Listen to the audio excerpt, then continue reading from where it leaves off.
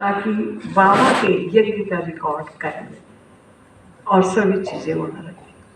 कई कागज थे जो ऊपर नीचे हो गए। जाने पर हॉस्पिटल जाते जाते भी बहुत ढूंढा और मैं कई बार हंसते हुए कहती थी, भाई सब अखबार में एक न्यूज़ देना चाहती हूँ। कहते क्या न्यूज़ दोगे?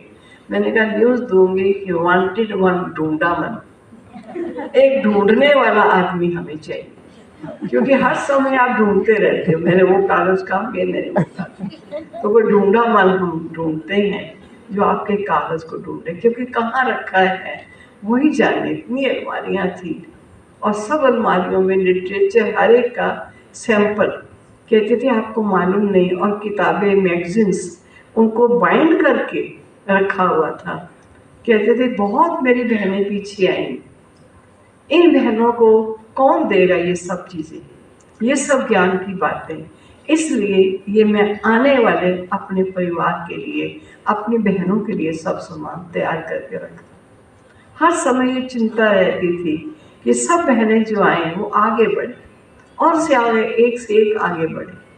कोई लेक्चर सीखना हो, किसी भी सेंटर की कोई भी बहन वही आ जाए, हर एक अपने दिल की बात लेके जाता। कोई समझते थे शायद चक्रधरी बहन को तो सब कुछ मालूम होगा, लेकिन मुझे कुछ नहीं कभी पता। जो बात पर्सनल उनकी है वो उन्हीं तक रहेगी, दूसरे तक वो बात जा नहीं सकती। इसलिए बहुत प्यार स्नेह से जीवन चलाया। और लास्ट जब हॉस्पिटल में थे तो आईसीयू में थे, 1 मास आईसीयू में रहे। तो हमको भी वहाँ रहने का हुआ, क्योंकि तबीयत ज़्यादा खराब हो चुकी थी। मैं दिल्ली में आई, भाई सबका फिर आया कि देख लीजिए तबीयत ज़्यादा खराब हो रही, तो फिर चले गए। तो मैं डॉक्टर को एक बार मैंने पूछा कि डॉक्टर साहब इतने समय से हॉस्पिटल में हैं, ठीक तो हो नहीं रहे। तो कहता आप क्या ठीक चाहती? मैंने कहा मैं चाहती हूँ मनुष्य अपने आप उठे, थोड़ा घूमे फिरे, ऐसा तो होना चाहिए। तो कहा आप अगर सच पूछो तो हमारी तरफ से ये जा चुके हैं, ये अपने गट्स से जिंदा है, जो इनकी हिम्मत है उसने इनको जिंदा रखा हुआ है, ये जिंदा है नहीं। और जब हमने उनके पहले डॉक्टर से फोन करके कोई दवाई पूछी तो कहते अभी तक वो हैं। हमने कहा अभी तो अच्छे भले हैं, मुबारक दे देना मनुष्य कदर। और फिर हालत ऐसी थोड़ी थी तो मैं हॉस्पिटल में रात को 11 साढ़े 11 तक ऊपर अपने कमरे में, हम 3 बहनें ठहरी हुई थी और भाई थे। तो रात को 11 साढ़े 11 कमरे में जाते थे। एक बार मेरे मन में आया तबीयत तो ऐसी, किसी समय भी कुछ भी हो जाए, तो मैं लगभग 12:30 पौन बजे फिर नीचे आई देखने की ठीक तो है।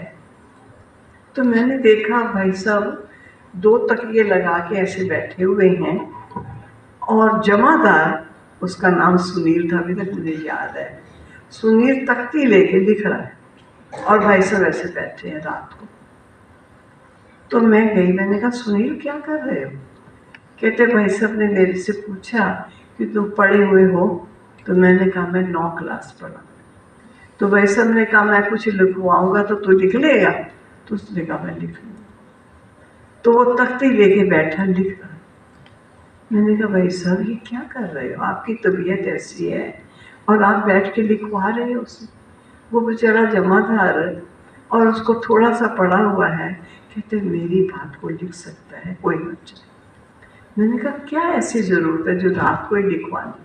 कहा चक्रधरी बहन आपको मालूम नहीं, मेरी एक बुक लिखनी रह गई, वो था योग बल से संतान कैसे साक्षर में होगी।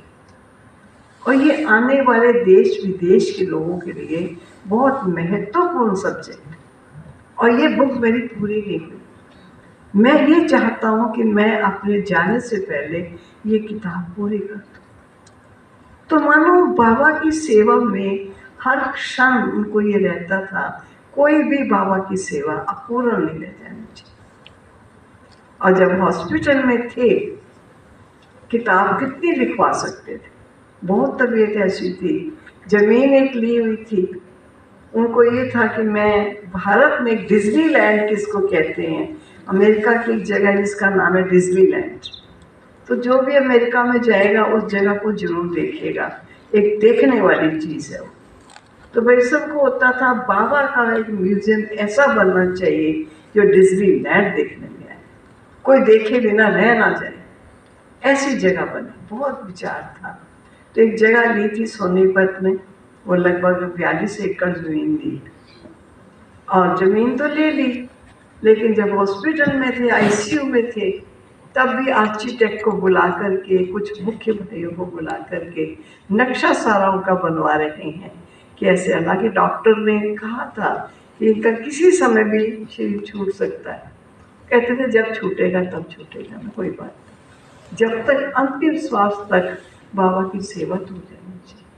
तो मानो बहुत उस आत्मा ने अपने जन्म से, जीवन से अच्छी सेवा की, जो भी उन्होंने की। प्रेरणा मिलती है कि अपना हर श्वास और हर क्षण सफल किया है।